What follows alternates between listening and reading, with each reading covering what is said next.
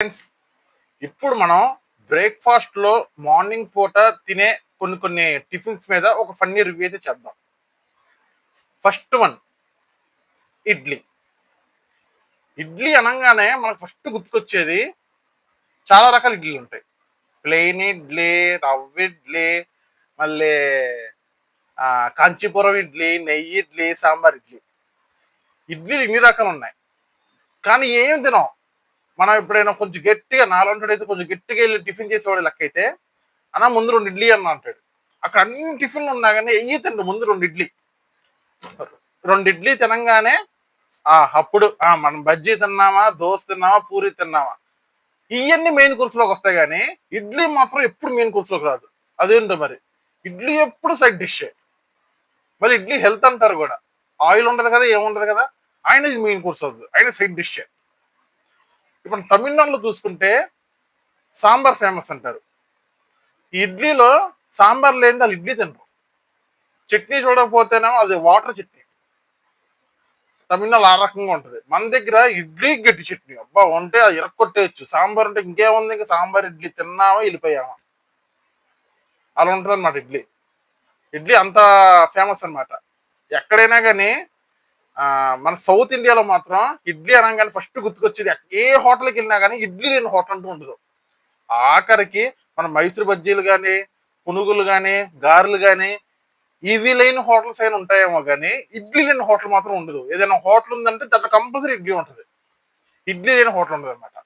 So మనం ఇడ్లీ ఈ విధంగా మనం వాడుకోవచ్చు. తర్వాత వచ్చేసరికి ఉప్మా. ఈ ఉప్మా వచ్చేసరికి ఇంట్లో ఉంటుంది బొంబాయి రవ్వ. బొంబాయి రవ్వ ఉప్మా ఉంటుంది, కానీ ఉప్మా మాత్రం చేసుకోం.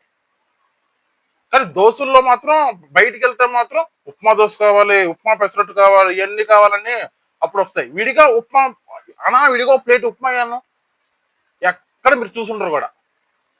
ఎక్కడైనా మీరు 100 హోటల్స్ తిరుగు, ఉప్మా మ్యాక్సిమం ఉండదు. లేదా ఉప్మా ఉందంటే అది దోశ మీద వేయడానికి. ఒక ప్లేట్ ఉప్మా అన్న అని ఎవ్వరు అడగడు కూడా. అంత దిగజారిపోయింది ఉప్మా బతుకు. ఆఖరి దీని బతుకు ఎలా అయిపోయిందంటే, మనం ఇంట్లో ఉప్మా తినము, హోటల్లోకి వెళ్ళి పెసరట్టు ఉప్మా తింటాము.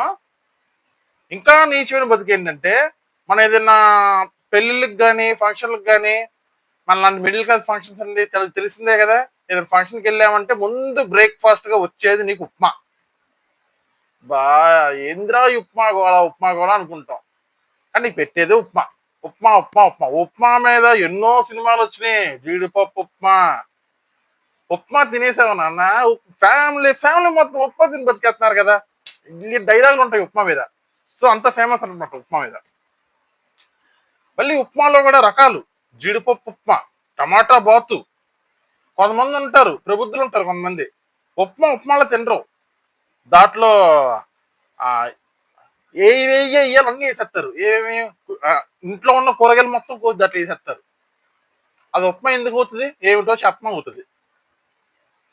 అది చెప్పమా పక్కన పెడితే అది కిచిడి అయిపోతుంది. ఇప్పుడు కాయగూరలు మొత్తం వేసేస్తావు, ఉప్మాలో వేసేస్తావు, వెజిటేబుల్ కిచిడి. ఇంకా అది ఉప్మా అవ్వదు, వెజిటేబుల్ కిచిడి అయిపోద్ది అనమాట. సో మనం ఉప్మా గురించి ఈ టైప్ ఆఫ్ రివ్యూ అయితే తీసుకోవచ్చు. తర్వాత వచ్చేసరికి దోశ. ఈ దోశ ఎన్ని రకాల దోశలు ఉన్నాయంటే, ఆల్ ఇండియా మొత్తంలో ఎన్నో వందల రకాల దోశలు ఉంటాయి. పన్నీర్ దోశ అని, మిల్లెట్ దోశ అని, రవ్వ దోశ అని, ఉప్మా దోశ అని, గీ దోశ అని, మళ్ళీ కారం దోశ అని, గీ కారం దోశ అని, చిట్టుల దోశనని, అబ్బో మామూలు దోశలు కాదు. ఏది మళ్ళీ ఐమాక్స్ దోశ, 70mm దోశ, అసలు మామూలుగా ఉండవు దోశలు అంటే.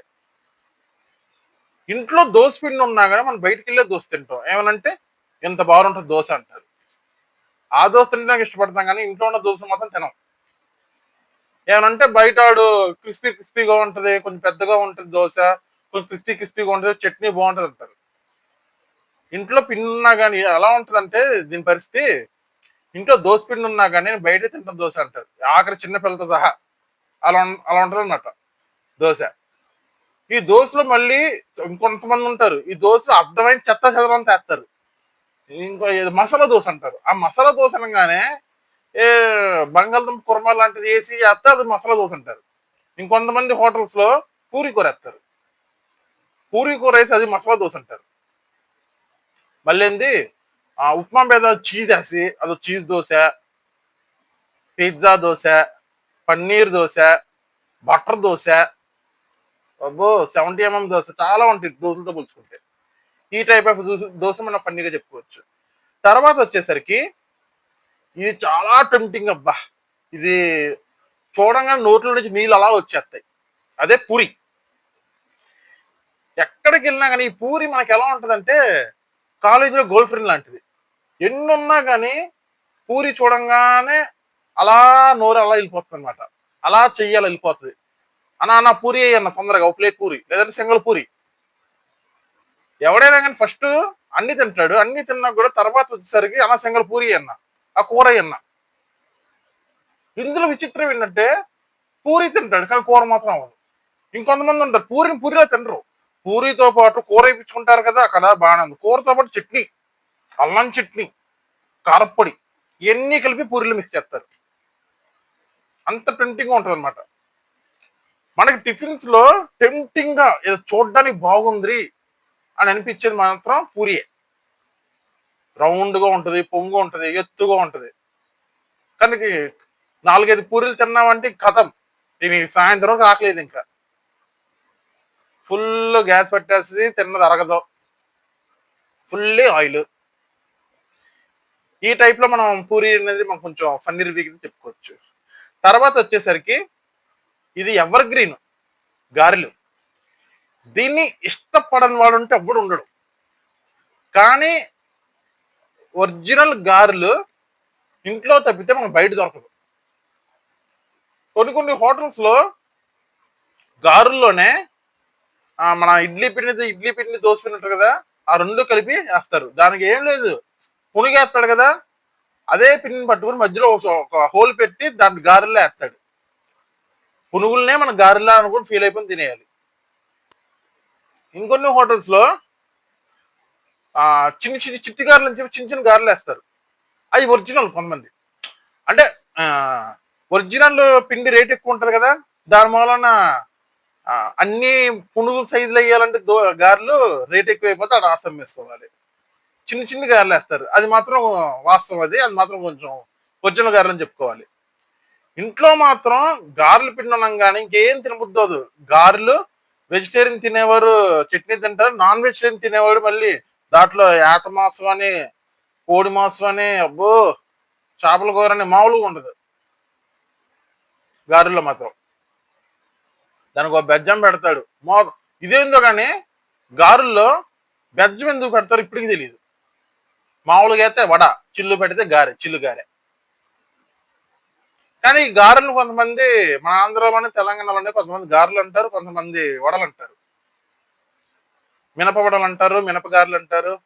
సమ్ టైప్ ఆఫ్ పీపుల్స్ వచ్చేసరికి ఈ టైప్ గా మన గారెలు అయితే అంటుంటారు. అది మనం వింటూ ఉంటాం. సో మనం గారెల గురించి ఇలా ఫన్నీగా అయితే మనం రివ్యూ అయితే చెప్పుకున్నాం. నెక్స్ట్ వచ్చేసరికి సేమియా ఉప్మా. సేమియా ఉప్మా అనేసరికి చాలా మందికి హోటల్స్ ఏడ దొరికింది. నువ్వు ఇంట్లోనే ఉండాలి, ఇంట్లోనే వండుకోవాలి, ఇంట్లోనే తినాలి.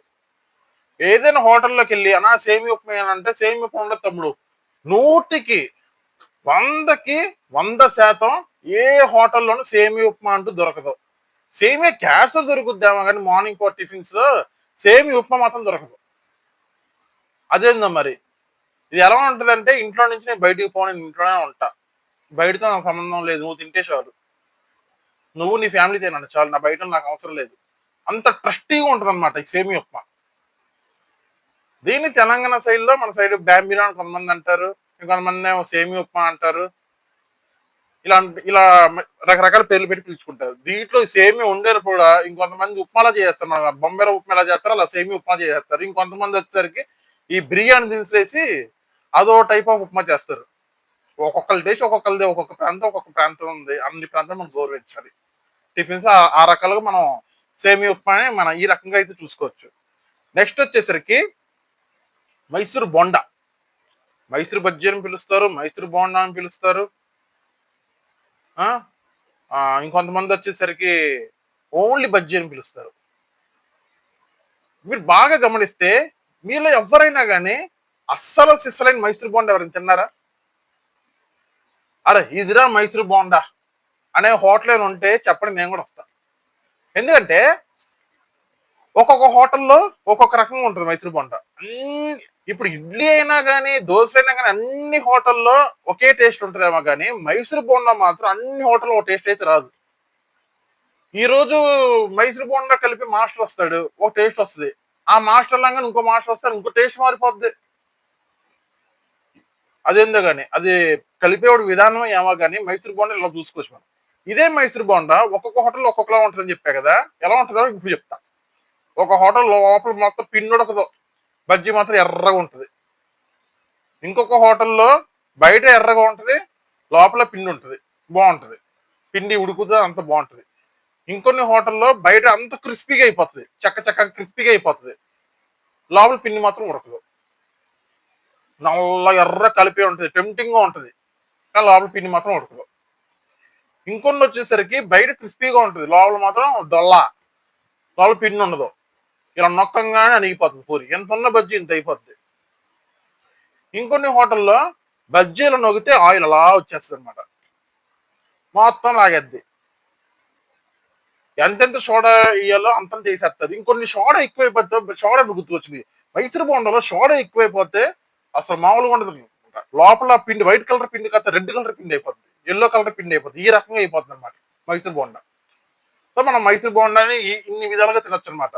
అవి తిన్నామా ఫుల్గా గ్యాస్ వచ్చేసిందా, ఇంకా అయిపోయింది, మధ్యాహ్నం కథం, ఇంక లేగలేము, ఇంకా అంటమే. ఇంకా మళ్ళీ దాన్ని అరిగించుకోవడానికి ఒక టాబ్లెట్ వేసుకోవాలి, లేదంటే వాటర్ ఎక్కువ తాగాలి, జీరా వాటర్. అబ్బో సర్వరోగ నివారణ. ఈ మైసూర్ బజ్జీ తింటే ఇన్ని రకాలుగా మనం ఇబ్బంది పడచ్చు అనమాట. కానీ ఈ మైసూర్ బొండం మాత్రం వదలరు. అరే నేను డైట్ లో ఉన్నాను రా, నేను ఆయిల్ ఫుడ్ తినండి రా అంటూ ముందు ఆడేది తింటాడు. ఏమంటే ఇవాళ ఒక్కరోజు చేయలే, మన రేపటి నుంచి ఫుల్ డైట్, అందులో నేను కూడా ఒకనే. తర్వాత వచ్చేసరికి లాస్ట్ బట్ నాట్ లీస్ట్ పొంగడాలు. ఈ పొంగడాలు కూడా బయట 100 హోటల్లో దొరికితే 1-2 హోటల్లో తప్పితే ఎక్కడ దొరకవు ఈ పొంగడాలు. అదేంటో చమత్కారం ఏంటంటే, మనం పొంగడాల ప్యానంలో వేస్తాం కదా, ముందు మధ్యలో ఉడికిపోతాయి, చివరి మొత్తం అలాగే ఉంటాయి. సరే చివరి మొత్తం కాలేదాకా ఉంచామంటే మధ్యలో మాడిపోతాయి. సరే ముందు మధ్యలో మనం మాడకుండా తీసుకున్నాం అంటే చివరి మాత్రం పిండి పిండిగా ఉంటాయి, ఏం చేయాలో తెలియదు. మళ్ళీ ఆ ప్యానాన్ని, పొంగడాల ప్యానాన్ని మళ్ళీ ఇటు తిప్పి సగం కాల్చి, ఇటు తిప్పి సగం కాల్చి, ముందుకి వెనక్కి దాన్ని నానా హంగామా చేస్తాం. ఈ రకంగా మనం పొంగడాలు రకరకాలు ఉంటాయి, బెల్లం పొంగడాలని, అవి నూనెలో వేసేస్తారు డైరెక్ట్ గా. ఇవి కొన్ని పొంగడాల ప్యానాలు ఉంటాయి కదా, మన దోశ పిండి తీసుకుని పొంగడాల ప్యాన్ మీద వేయటం, రకరకాల దాని మీద ప్రయోగాలు చేయటం, దాంట్లో ఉల్లిపాయలన్నీ, ఎగ్ అని, కాయగూరలు అన్ని వేసి అవి పొంగడాలు చేస్తారు. ఇదో రకమైన స్టైల్ అనమాట. సో అది ఫ్రెండ్స్, ఈ రోజు అయితే మనం టిఫిన్ రివ్యూస్ అయితే చెప్పుకున్నాం కదా. మరిన్ని వీడియోస్ రివ్యూస్ చూడాలనుకుంటే ప్లీజ్ నా ఛానల్ ఇప్పుడే సబ్స్క్రైబ్ చేయండి, లైక్ చేయండి, షేర్ చేయండి, అండ్ కామెంట్ కూడా చేయండి. జై హింద్.